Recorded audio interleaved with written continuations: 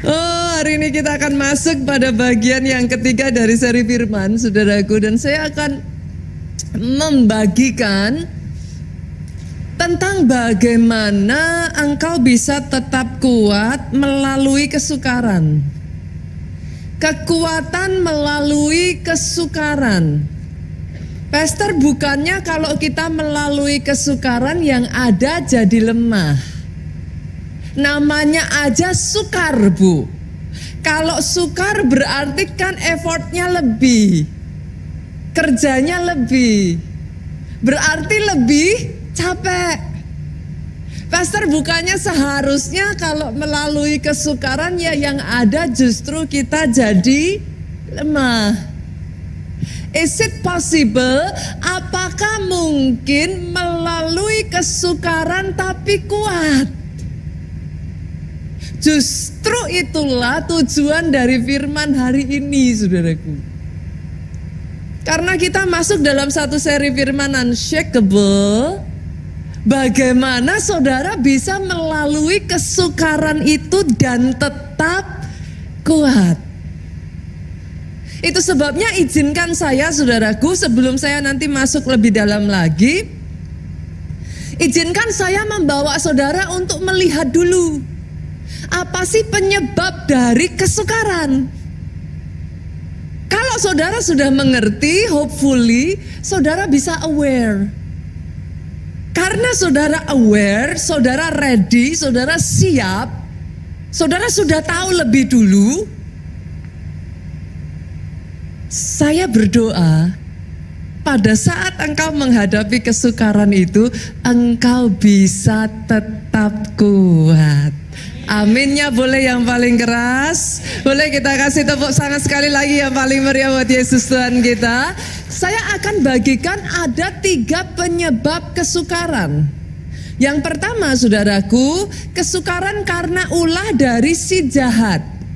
Kita lihat dulu ya ayatnya, kita buka Lukas pasalnya yang ke-38 sampai ayat 39. Sorry. Lukas 9 ayat 38 sampai 39.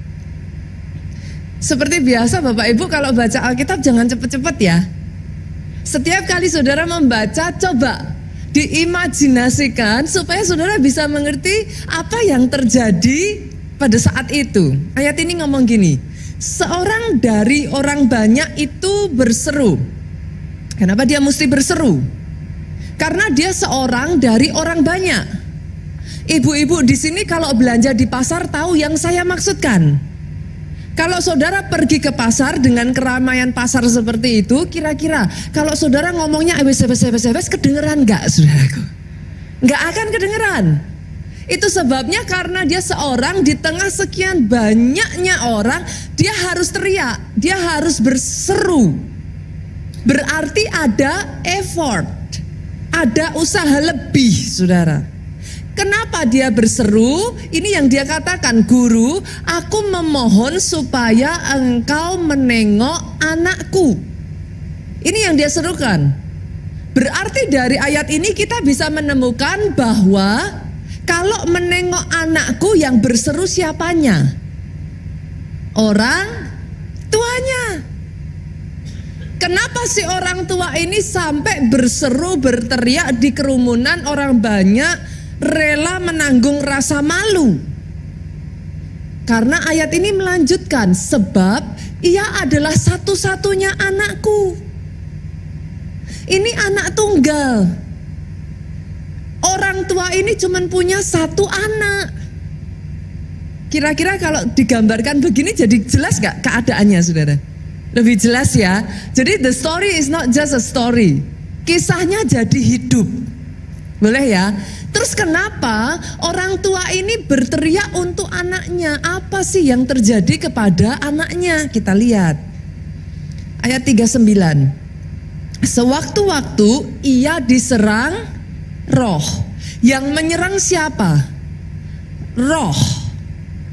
Lalu mendadak ia berteriak dan roh itu menggoncang-goncangkannya. Apa yang dilakukan oleh roh ini? Dia menyerang, dia menggoncangkan anak ini, sehingga mulutnya berbusa. Roh itu terus saja menyiksa dia dan hampir-hampir tidak mau meninggalkannya. Berarti dari ayat 39 yang baru saja kita baca ini saudaraku, kita menemukan bahwa yes, ada serangan yang disebabkan oleh ulah si jahat, iblis. Ada goncangan yang memang disebabkan oleh iblis. Kenapa saya mengatakan ini saudaraku? Karena semakin zaman maju saudara, akan lebih banyak orang yang lebih mudah menangkap dengan logika, Bu. Sekarang ini akan lebih sukar untuk orang mempercayai, masa sih pastor zaman segini loh, kita tinggal di Jakarta, apa masih ada yang namanya serangan iblis? Itu sebabnya saya ingin mengkategorikan saudaraku menjadi dua ekstrim. Apa ini dua ekstrim? Ekstrim pertama adalah orang yang mengatakan apa-apa kok iblis. Oke ya saudaraku ya, jangan dikit-dikit iblis. Tidak percaya bahwa iblis memang bisa menyebabkan serangan saudaraku. Tapi sebaliknya ada ekstrim kedua, Pak. Ekstrim kedua itu, Bu, justru dikit-dikit apa-apa iblis. Pokoknya kalau ada apapun di dalam hidupnya ini iblis. Sekalipun yes, memang ada serangan iblis, tapi tidak semua itu disebabkan oleh karena iblis. Nanti saya akan membahas itu di belakang saudaraku. Tetapi sadari bahwa yes, serangan itu real, peperangan itu real. Ada momen-momen di dalam kehidupan saudara pernah nggak ngerasa, entah gimana rasanya di keluarga itu panas aja. Padahal everything was okay, semuanya okay, nggak jadi masalah. Tapi entah gimana kok kayak tiba-tiba rasanya jadi panas, ngomong dikit aja bertengkar saudara. Kalau mau ditelaah penyebabnya itu nggak penting Pak, tapi kok bertengkarnya bisa sampai yang diem-dieman sampai berhari-hari. Sadari saudaraku. Jadi jangan pernah lupa bahwa yes itu terjadi. Pastor memangnya di dalam Alkitab ada, baru saja kita baca. Tapi bagaimana juga kalau saudara membaca dalam kehidupan Ayub, everything was okay. Sampai akhirnya iblis cari jalan, gimana caranya supaya bisa hancurin. Ini kehidupan Ayub kok perfect gitu kan. Iblis cari jalan, dia masuk. Satu demi satu anaknya Ayub meninggal. And yes, Alkitab mengatakan itu karena serangan iblis. Bagaimana dengan Adam dan Hawa? Everything was okay. Tadinya mereka happy-happy di Taman Eden. Sampai godaan itu datang. Minggu lalu kita belajar. Bisa muncul dalam bentuk godaan. Si ular itu datang dan dia menggoda Hawa. Makan dong. Hawa tergoda. Dia makan, terus kemudian dia kasih suaminya buah pengetahuan baik dan jahat. Mereka kena kutuk, mereka diusir keluar dari Taman Eden. Sadari ini saudaraku, yes, serangan itu real, yes, peperangan itu real. Apa yang tidak saudara lihat belum tentu tidak ada. Saudara tidak bisa melihat angin kan? Tapi ketika ada angin saudara bisa kerasa enggak? Nah, saudara bilang apa? Angin. Kok bisa ngomong? Karena ada Hawa yang berbeda, the same thing. Serangan itu juga sama, saudara nggak bisa lihat, tapi saudara tahu ini kenapa ya kok jadi begini? Pernah ngerasain seperti itu? Lalu kalau kita menghadapi itu semua, Pastor, what should we do? 1 Petrus 5 ayat 8 sampai 9 ngomong, sadarlah dan berjaga-jagalah. Sudah dikasih bekal, sadar, Berjaga-jaga artinya apa? Jangan ignorance. Artinya apa? Jangan abai. Enggak lah. Akhirnya enggak siap. Disuruh firman, sadar dan berjaga-jaga. Pasang alarmnya. Warning. Karena kalau saudara sadar, saudara lebih siap. Lalu ayat ini ngomong selanjutnya, lawanmu si iblis. Senggol kiri kanan, lawanmu bukan pasanganmu. Senggol kiri kanan lagi, lawanmu bukan mama mertua. Loh, ini jelas loh saudara, yang bilang bukan saya. Lawanmu siapa Bapak Ibu? Si iblis. Saudara mungkin ngeliat saya terus saudara ngomong, pastor katanya jangan dikit-dikit iblis, jangan dikit-dikit iblis. Tapi ya saudaraku, sadar bahwa pencuri datang untuk mencuri, membunuh, membinasakan. Tidak selalu penyebab utamanya iblis, tapi di setiap kesempatan dia bisa menyerang. Lihat ayat ini ngomong apa? Sama seperti singa mengaum-ngaum. Singa mengaum-ngaum kalau apa? Lapar. Iblis itu tidak mendekati saudara seperti kayak singa kenyang. Kalau singa kenyang dekat-dekat saudara, dia melengos. Singa lapar itu mencari jalan. Apapun itu, kalau ada celah, dia bisa masuk. Dia masuk. Yang sepakat katakan amin. Yang sepakat amin ya boleh paling keras. Dia mengaum-ngaum mencari orang yang dapat ditelannya. Terus kalau gitu apa yang harus saya lakukan, pastor? Firman ini ngasih petunjuk lagi, lawanlah. Artinya apa? Jangan diem. Kalau sudah tahu, jangan pasrah. Ya sudah, ditelen aja. No, lawan. Kalau saudara sudah ngerti nih, ada something nih, ada serangan nih, lawan. Do something about it. Lawan bukan didamprat. Yang sepakat katakan amin. Bukan damprat suaminya, bukan damprat ibu mertuanya. Lawan artinya karena yang dilawan siapa tadi? Si iblis.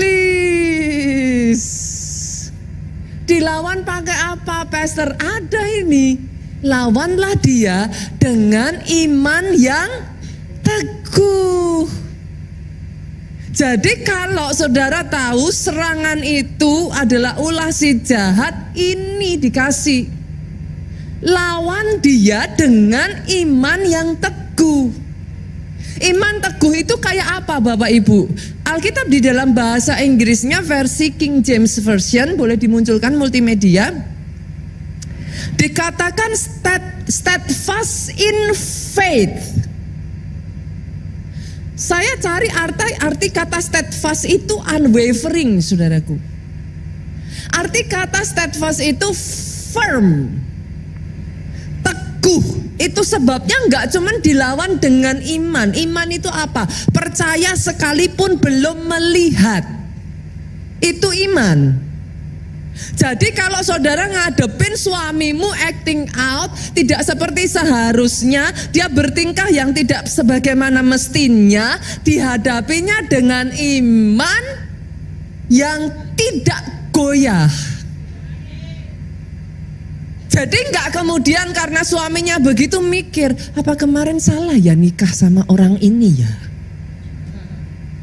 Apa jangan-jangan bukan dari Tuhan? Saudara ngerti? Wave itu goyang. Goyang itu ragu-ragu.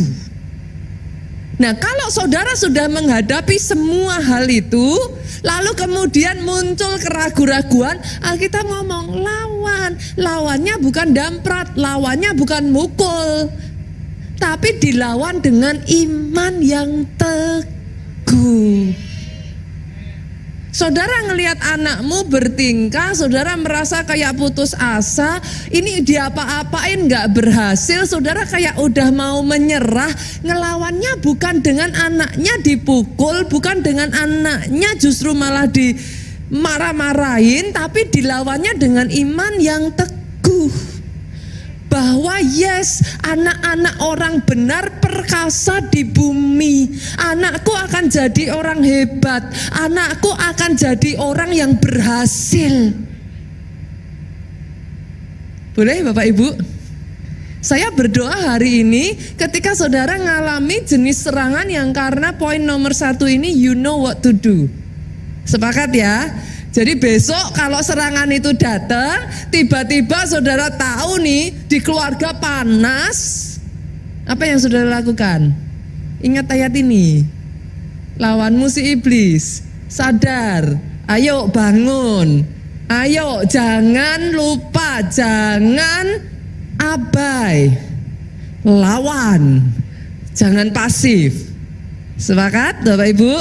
Amin ya, boleh ya kita kasih tepuk tangan yuk. Tapi ada yang kedua juga, enggak semua kesukaran disebabkan oleh iblis. Saya kalau boleh ngomong sesungguhnya ya saudaraku, kadang kalau saya ngomong gini juga kesannya jahat ya, tapi saya boleh ngomong yuk. Ada orang-orang itu yang iblis diam aja dia sudah ngalami kesukaran terus. Loh kok bisa Pastor? Yes. Seringkali karena yang kedua, kebodohan. Kesukaran bisa disebabkan oleh kebodohan dan kesalahan manusia sendiri. Jadi iblisnya nggak usah ngapa-ngapain, karena kitanya yang kebodohan itu gimana? Ignorance saudaraku. Apa sih? Tahu tapi nggak tahu gitu. Berapa banyak saudaraku, saudara ngambil polis asuransi nggak dibaca isinya. Pastor segitu banyaknya, loh itulah tujuannya saudaraku, dibuat banyak supaya nggak dibaca. Joking ya saudaraku ya. Tetapi karena kalau kita nggak hati-hati, kita nggak baca, pada saat saudara butuh, saudara nggak tahu apa yang harus dipenuhi. Saya tanya, ketika butuh uangnya harus ditarik, uangnya nggak keluar, kesukaran nggak? Nah, karena iblis. Sekalipun nggak enak mau ngomong saudaraku, orang itu paling nggak enak mengakui kesalahan. Orang lain salah gampang, iblis salah gampang, Tuhan salah gampang, diri sendiri salah nanti dulu Pastor. Itu apa ya istilahnya, the last benteng terakhir. Paling nggak enak mengakui kesalahan diri sendiri. Berapa banyak orang sampai ini marah Indonesia sampai diusut nggak tahu seberapa jauh pinjol. Kan udah ada tulisannya toh, 1 bulan bunga berapa. Tapi kan tutup mata saudara. Pastor lah kalau saya nggak ngambil gimana cara saya hidup?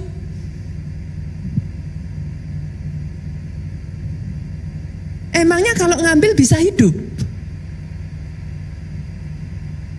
No, instead of membenahi masalah yang sesungguhnya, tanpa saudara sadari, saudara cari cara instan, kelihatannya sesaat aman, tapi jatuhnya lebih dalam.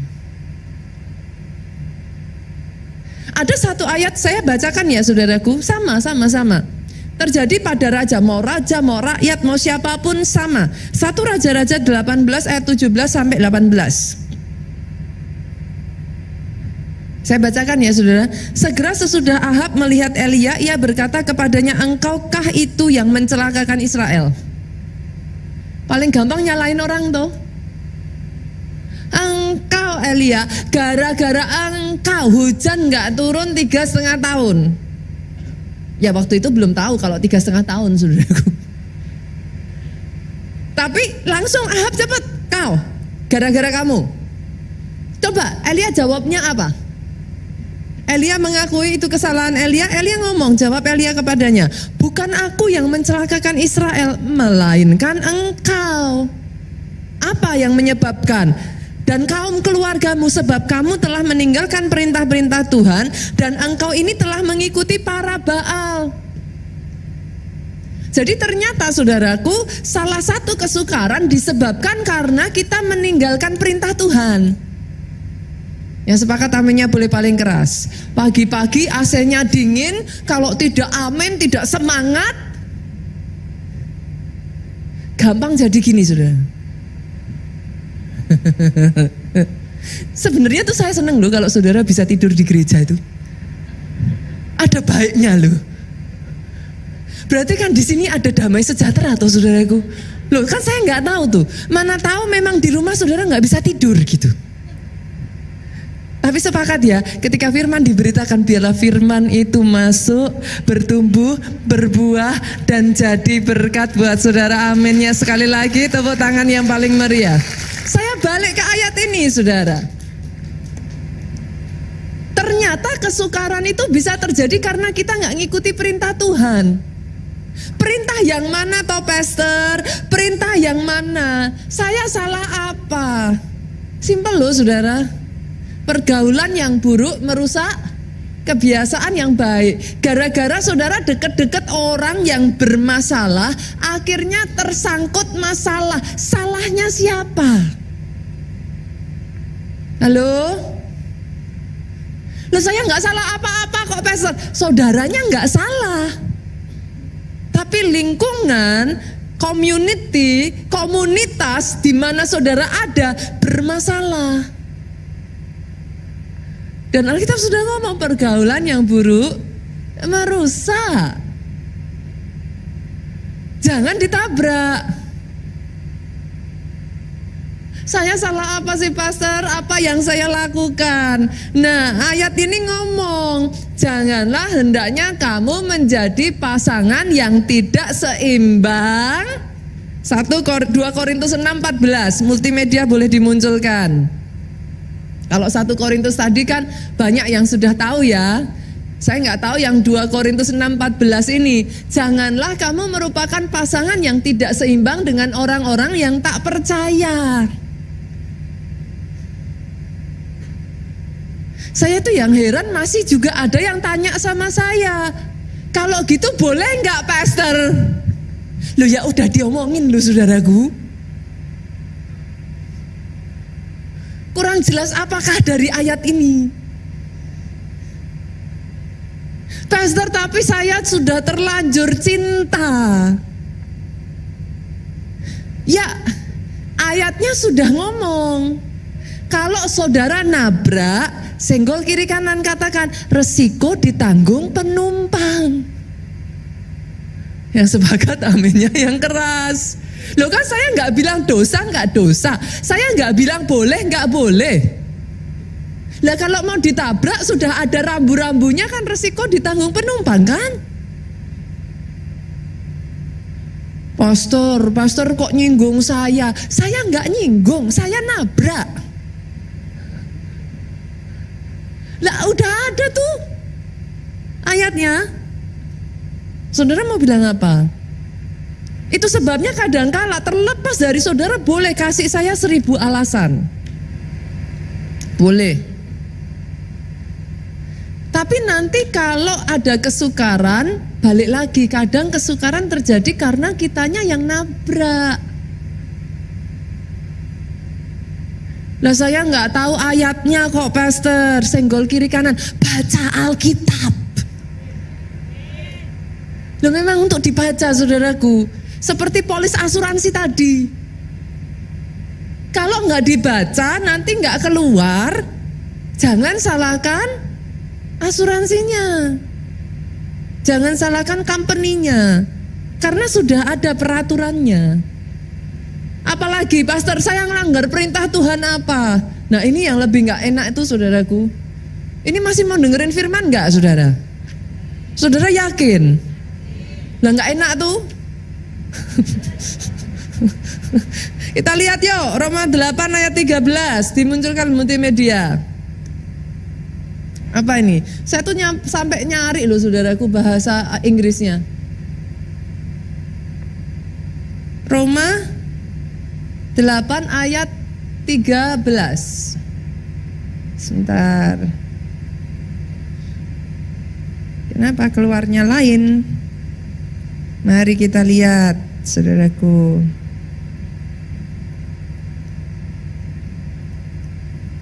Maaf, kebalik saudara. Roma 13 ayat 8. Pantesan keluarnya kok beda. Yuk coba dibantu multimedia ya, saya bacakan aja. Janganlah kamu berhutang apa-apa kepada siapapun juga. Makanya saya tanya, ini yang ngomong bukan saya loh ya saudaraku ya. Pasti. Ini 1001 pertanyaan akan muncul. Sudah cari bahasa Inggrisnya saya. Jangan you owe anything. Tapi pastor. Apa saya dosa pastor? Saya nggak mau ngomong dosa atau nggak dosa. Saya ngomongnya simple. Resiko tanggung penumpang. Semuanya langsung diem ini.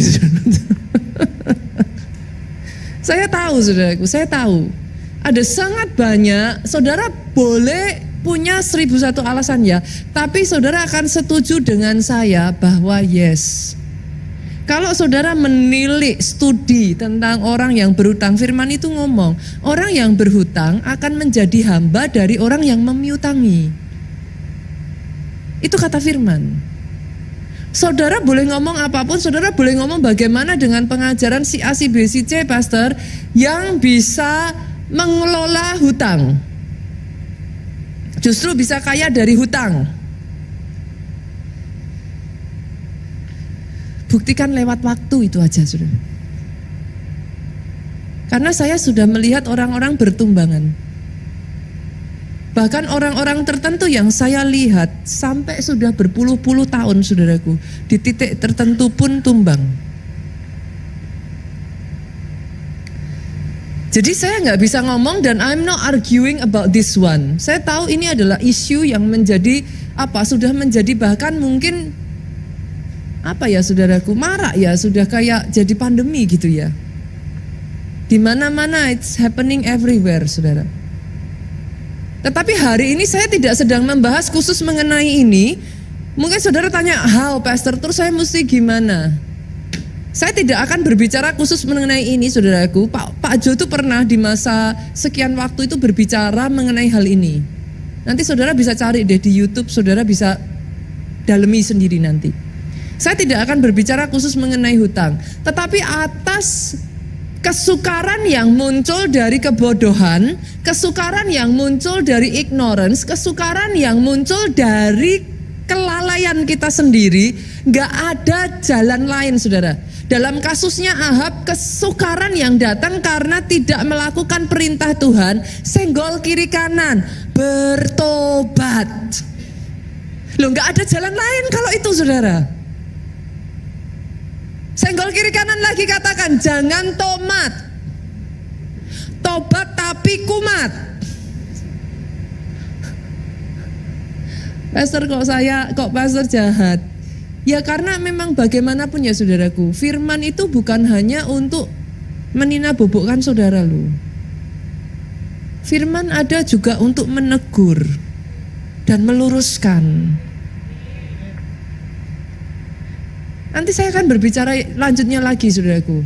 Yang ketiga, yang ketiga ini banyak orang sering gak bisa memahami. Kesukaran atas seizin Tuhan. Loh, berarti kesukaran bisa datangnya dari Tuhan. Garis bawahi kata seizin ya saudaraku.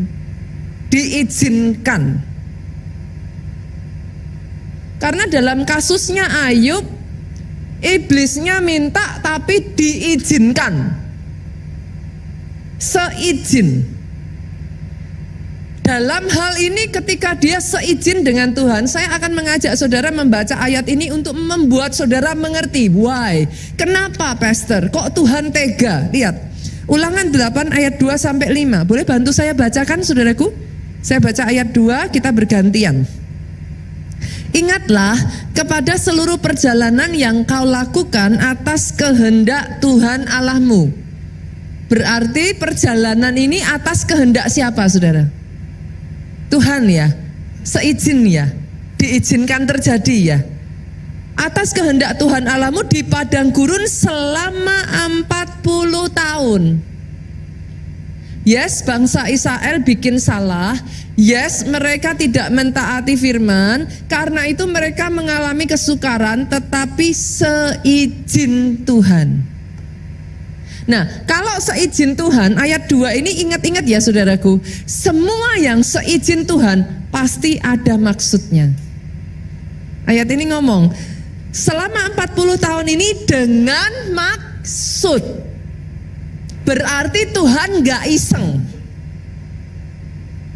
Boleh ya?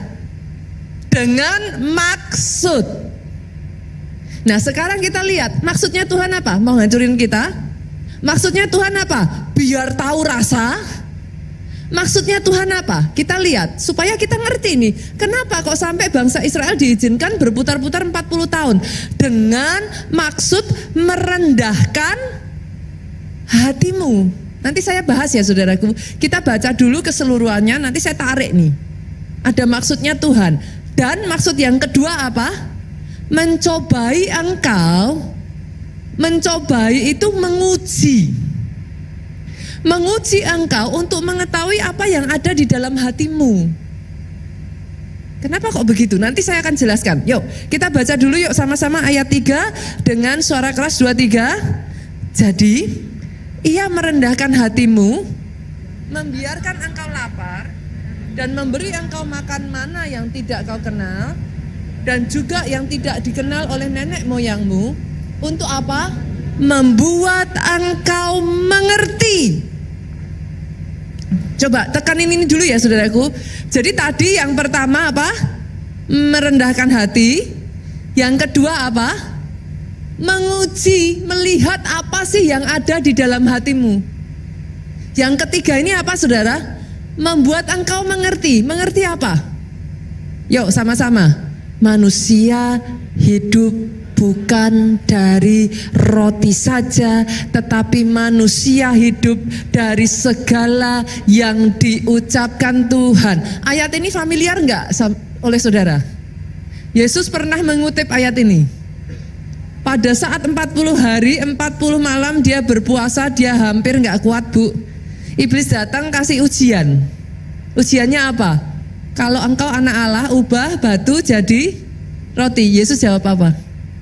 Manusia tidak hidup dari roti saja, melainkan dari setiap perkataan yang keluar dari mulut Allah. 5 yuk, ayat yang keempat. Pakaianmu tidak menjadi buruk di tubuhmu, kakimu tidak menjadi bengkak selama 40 tahun. Maksudnya apa?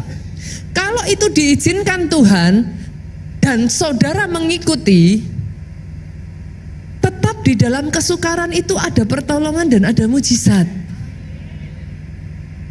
Ada kok, itu selalu ada.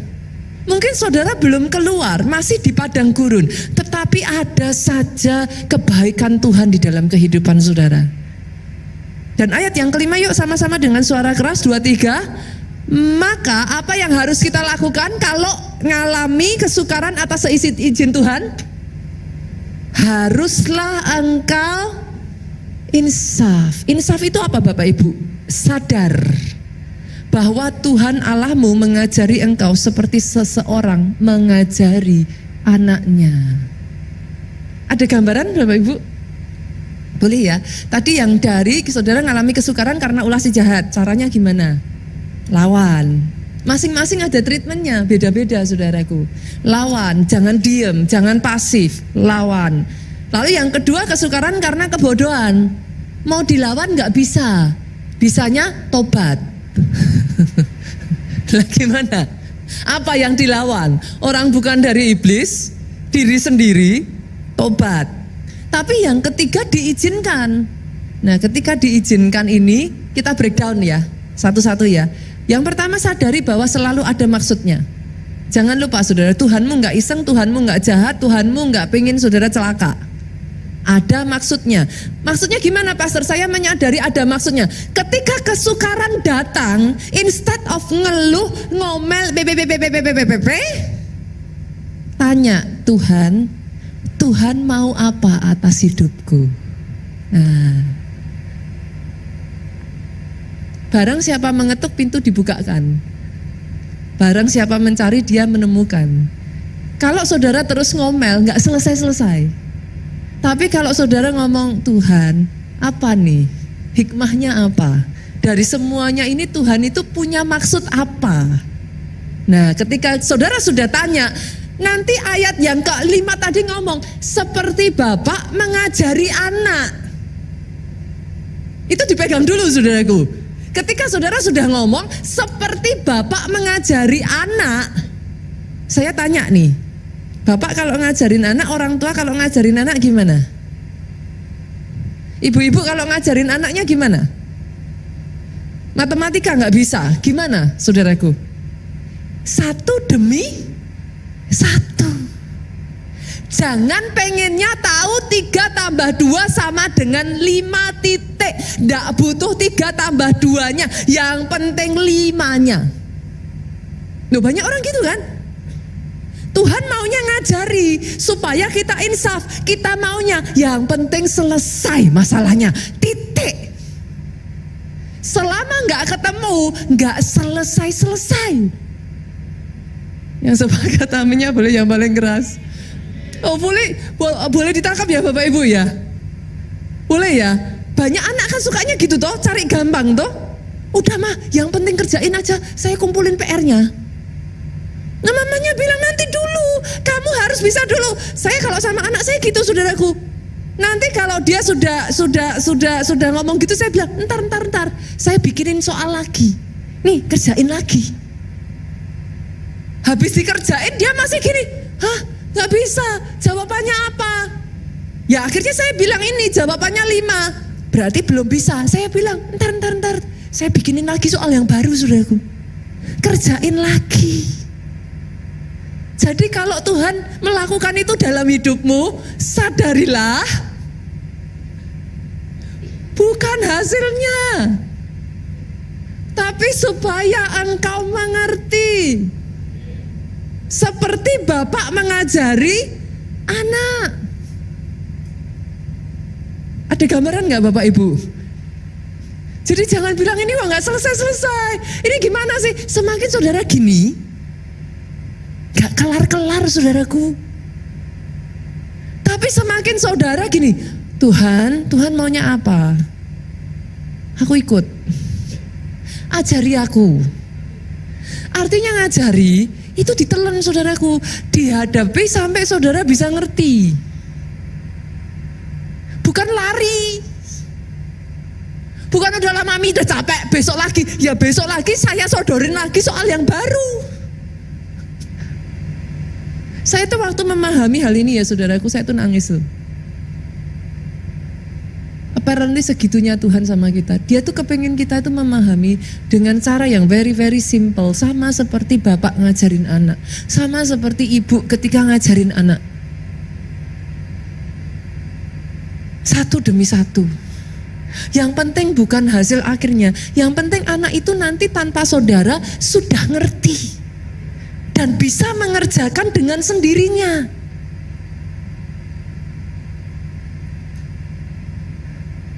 Gak bisa skip to the good part, gitu gak bisa saudaraku. Gak bisa.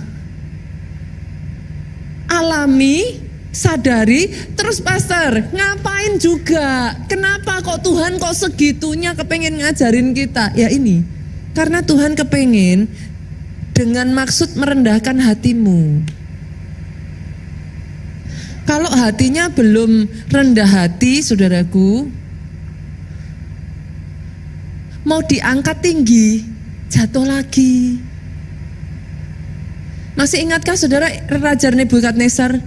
Setelah dia melihat semua yang dia berhasil taklukkan saudaraku, kekayaan, power yang dia punya, dia berpikir mana ada yang seperti aku. Dia berpikir dia lebih hebat dari Tuhan. Saat itu juga diambil sedikit bagian dari otaknya saudaraku, dia menjadi seperti Alkitab mencatat saudara, seperti binatang buas. Dia makan rumput, dia mengais-ngais, dia melakukan tindakan-tindakan yang tidak manusiawi. Tapi setelah dia menyadari hal itu, kesadaran itu kembali dalam dirinya dan dia ngomong apa? Tidak ada Tuhan yang lain selain Engkau. Kadangkala di dalam kehidupan kita, Tuhan izinkan supaya kata-kata itu keluar. Ayub Tuhan izinkan sampai kata-kata itu keluar. Tuhan yang memberi, Tuhan yang mengambil. Terpujilah nama Tuhan. Satu kesadaran bahwa we are human, we are limited, and God is above everything. Supaya mendatangkan kerendahan hati. Karena ketika kita rendah hati, sama saudaraku, kalau hatinya masih seperti besi, bisa dibentuk enggak? Susah. Bisa pun susah. Besi itu harus dilelehkan, betul? Dipanasin, dibakar kan? Dia meleleh itu nggak enak loh, kan? Tapi setelah itu dia bisa dibentuk, jadi seperti yang Tuhan mau. Sadari kita ini ciptaan dan Dia Sang Pencipta.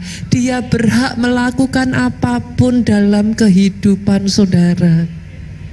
Kadang kesadaran itu keluarnya nggak segampang itu, saudara. Yang kedua, apa maksudnya Tuhan? Kita lihat ya, supaya kita ngerti ya Bapak Ibu ya. Mencobai engkau untuk mengetahui apa yang ada dalam hatimu. Maksudnya gimana, Pastor? Ternyata ya saudara, ada orang-orang tuh yang kalau kondisinya baik, dia oke.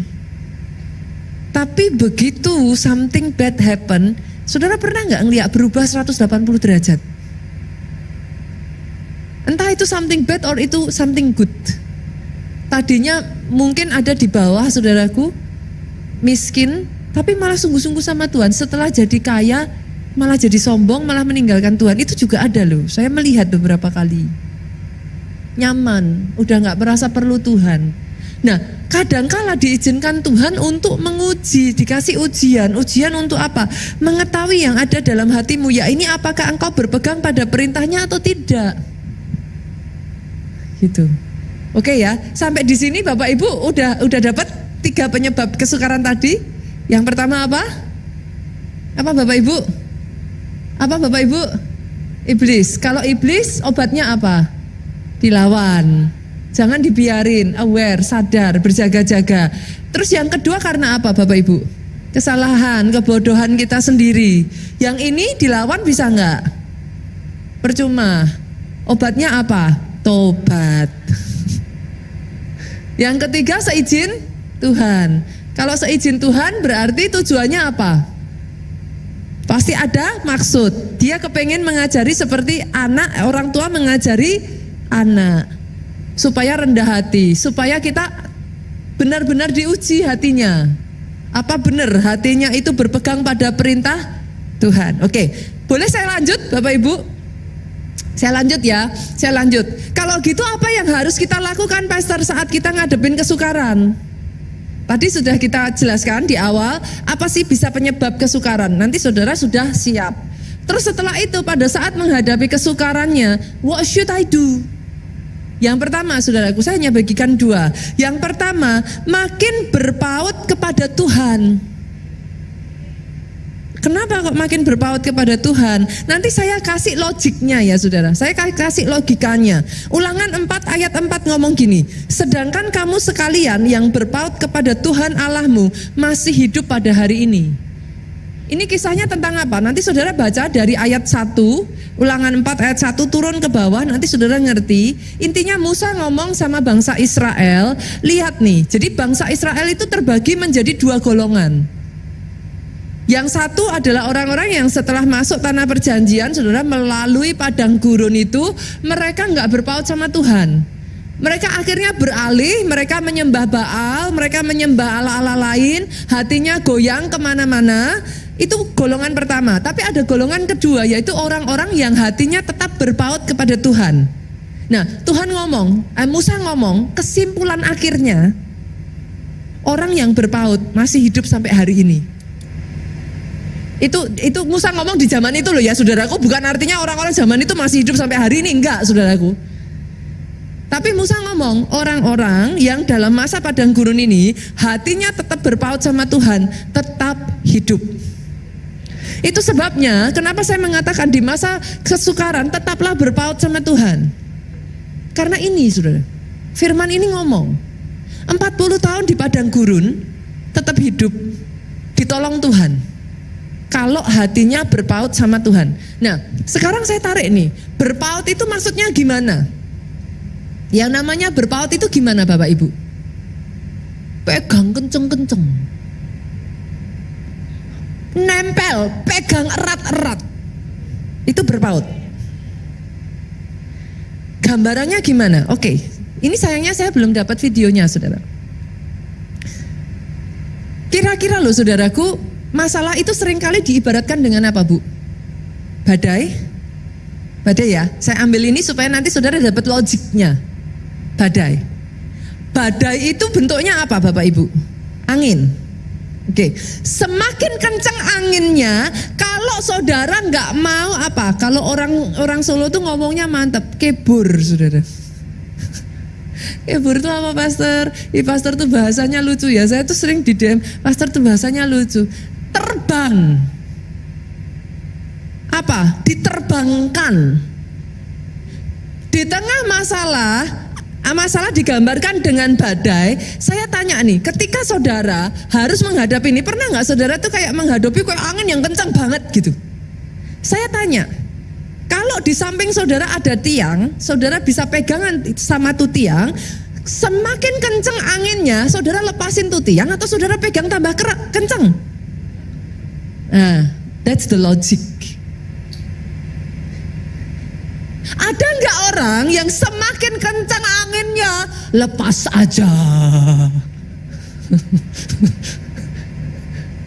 Apa yang terjadi? Ya tadi itu kebur, saudara diterbangkan oleh angin. Masalahnya logik ini simpel. Banyak orang Kristen semakin kencang masalahnya, pegangannya dilepas.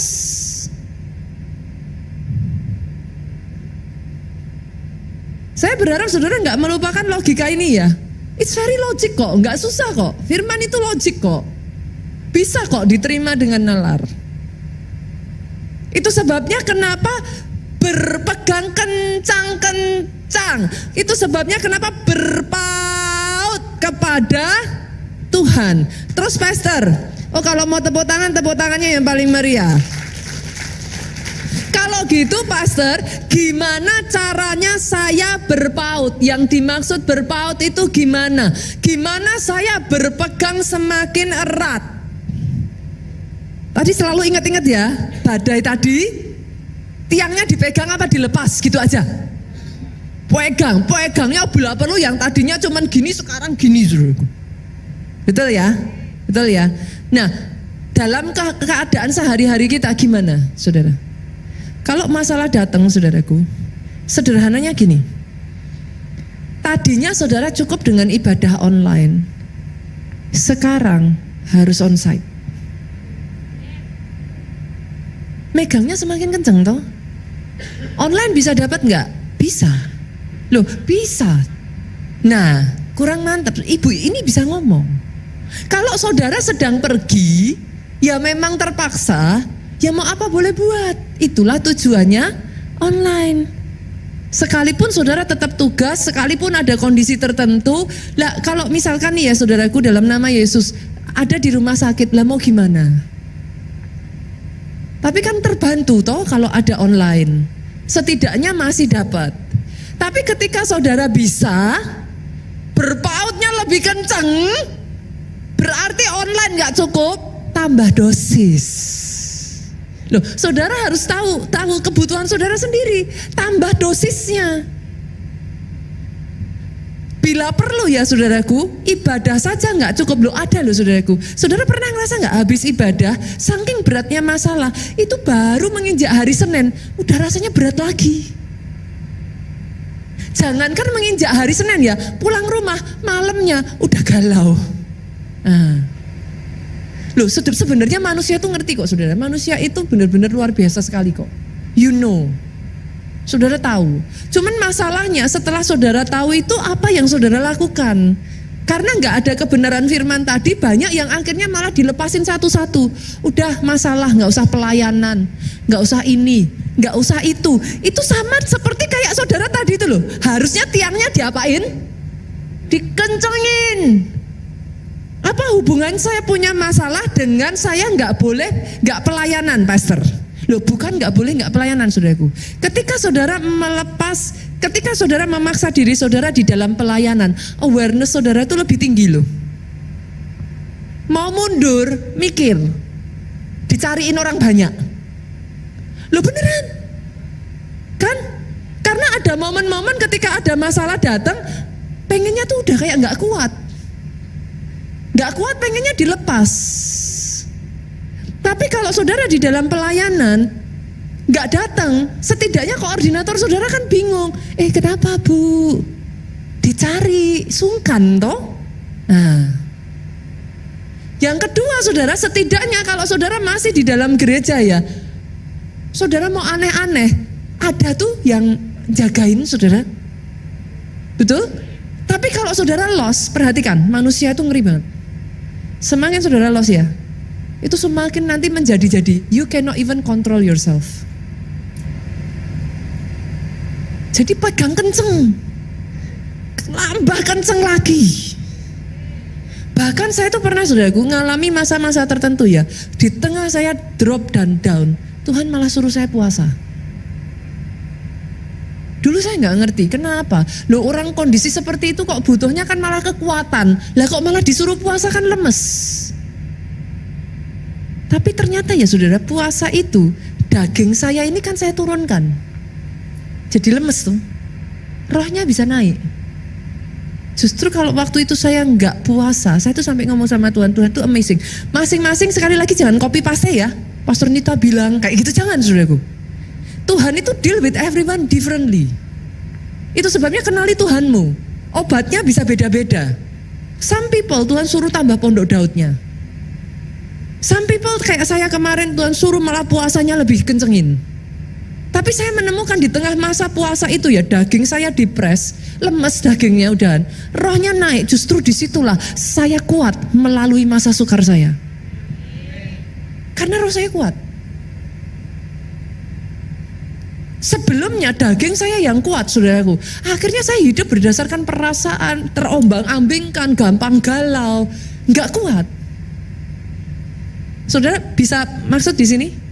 Jadi apapun itu, masing-masing dengan saudara berurusan dengan Tuhan, tambah dosisnya, kencengin, tambah berpaut, tambah dipegang kenceng. Yang kedua saudaraku, simple kok sebenarnya. Gimana caranya ketika apa yang harus saudara lakukan menghadapi kesukaran? Yang kedua, jangan berlutut. Jangan pernah berlutut pada kesukaranmu. Do not ever bow down to your problem. Gak ada kata lain. Just don't give up. Itu aja saudara. Saya kalau boleh, kalau saudara tanya, Pastor Nita salah satu kelebihan yang dipunyai Pastor Nita sejauh ini apa? Saya simply menolak untuk menyerah, itu aja. Saya bisa ada di mimbar ini ya saudaraku, sampai detik hari ini. I simply terus consistently berusaha not to give up. Gak ada cara lain. Ada hal-hal yang memang saudara harus hadapi dan pegang ini ya saudaraku. Peperangan itu bagiannya Tuhan, bagianmu bertahan sampai akhir. Di dalam peperangan itu engkau tidak sendirian. Dia juga berperang, saudaraku. Tapi sementara dia berperang bagi engkau, dia melatih engkau, jari-jarimu untuk berperang juga. Kalau engkau sudah menyerah, nggak akan selesai. Seperti tadi ceritanya, diulang lagi soalnya. Simply do not bow down to the problem. Yuk kita buka Ulangan 20 ayat 1 sampai 4. Ulangan 20 ayat 1 sampai 4. Apabila ini dalam semua ayat ya saudara ada petunjuk. Apabila engkau keluar berperang melawan musuhmu. Oke, apabila engkau keluar berperang melawan musuhmu. Oke, musuh itu bisa jadi saya samakan dengan masalah enggak? Boleh ya. Apabila engkau keluar berperang melawan masalahmu. Musuh ini boleh nggak saya kaitkan dengan apabila engkau keluar berperang melawan sakit penyakitmu? Bisa ya? Oke, saudara sebutkan apa saja yang saat ini sedang melawan engkau. Gitu aja ya saudaraku ya. Oke. Dan engkau melihat, jadi saat engkau berperang ngelawan masalah, tantangan, kesukaran, sakit penyakit, apapun itu, dan engkau ngelihat. Mata kita ngelihat. Kemarin saya minggu lalu di PIK saya sampaikan. Jendela dari pikiran dan hati kita itu ada dua. Penglihatan dan pendengaran. Dan engkau melihat kuda dan kereta, yakni tentara yang lebih banyak daripadamu. Artinya apa di sini sudah? Masalahmu itu lebih besar dari yang sanggup engkau kalahkan. Jadi kalau engkau keluar, engkau mau berperang, engkau melihat masalahmu itu lebih besar dari yang sanggup engkau tahan, yang sanggup engkau perangi. Tuhan ngomong, janganlah engkau takut kepadanya. Disuruh itu sudah. Pastor lah, tapi kan kalau saya takut terus gimana? Tuhan ngomong, jangan. Jangan. Ada satu ayat lagi yang ngomong gini saudaraku. Di dalam kasih tidak ada ketakutan.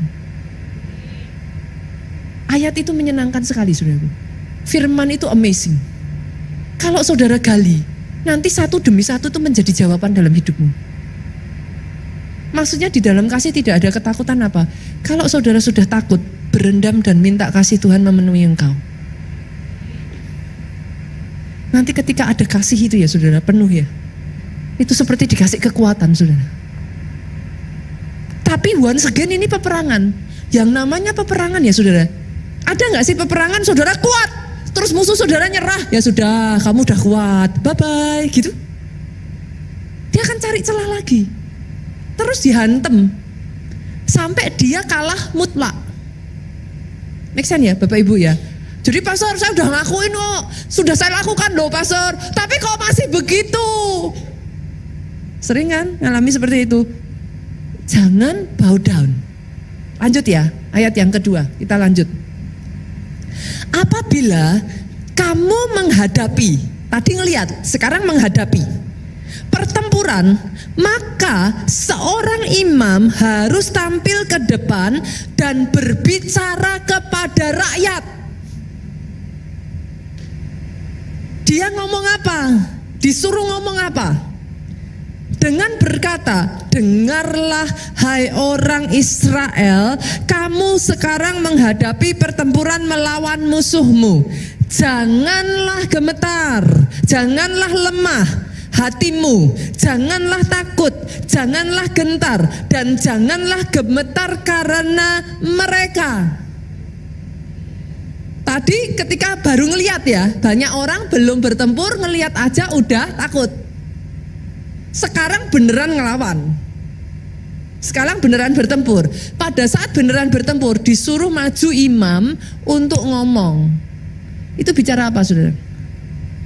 Di tengah pertempuranmu, pastikan itu firman terus berbicara dalam hidupmu. Kuancengin terus saudara.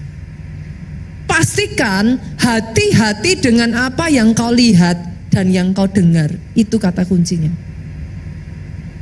Setiap kali musuh mengintimidasi, kamu cuma 50.000, kami ini loh 100.000.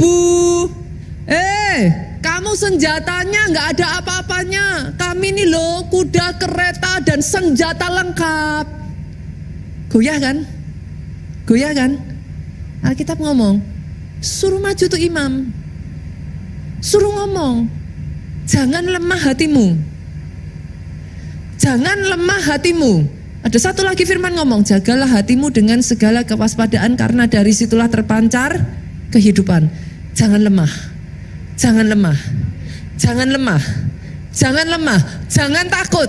Jangan gentar. Jangan gemetar.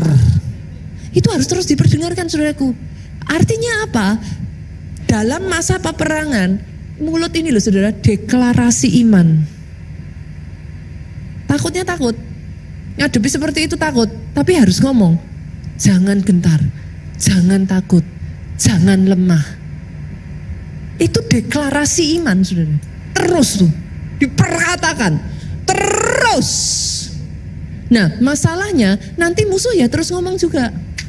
Saudara tahu nggak? Makanya di dalam sebuah peperangan ya, saudara, yang pertama dibunuh, biasanya ya, orang yang suka teriak-teriak sama nabuh gendang perang itu yang dibunuh duluan. Biasanya. Kenapa? Karena itulah yang membawa semangat buat seluruh pasukan. Iblis ketika ada perang ya saudara, yang diserang dulu pasti imanmu. Itu sudah pasti. Karena memang senjatanya adalah tadi disuruh apa? Lawanlah dengan iman yang teguh. Jadi yang pertama ditembak, imanmu dulu. Iman timbul dari pendengaran. Pendengaran akan firman Kristus. Makanya supaya imanmu nggak jatuh, imanmu nggak mati, tadi imam harus maju memperkatakan terus. Ayo maju, ayo jangan menyerah, ayo Tuhan beserta engkau, ayo pasti bisa, ayo ada pertolongan Tuhan. Dan setelah itu imam disuruh ngomong apa? Lihat ini saudaraku. Sebab Tuhan Allahmu, dialah yang berjalan menyertai kamu untuk berperang bagimu, melawan musuhmu dengan maksud memberikan kemenangan kepadamu. Jadi dalam hidupmu. Saudara harus nangkap kesadaran ini. Tuhan tuh sedang perang buat engkau. Dia ngelatih engkau berperang. Itu sebabnya jangan mundur, jangan lemah, jangan gentar, jangan takut. Dia menyertai engkau. Dia berperang dengan maksud membawa engkau pada kemenangan. Banyak orang kalahnya bukan karena peperangan, tapi kalahnya berhenti di tengah jalan. Udah tidak kuat dulu hatinya, lemah. Itu sebabnya kepada Yosua Tuhan ngomong apa? Kuatkan dan teguhkan hatimu. Hanya kuatkan dan teguhkan. Itu diulang sampai 5 kali loh saudaraku. Karena basically Tuhanlah yang berperang. Dia melatih tangan ini untuk berperang. Kitanya yang harus kuat hatinya. Sampai peperangan itu dimenangkan.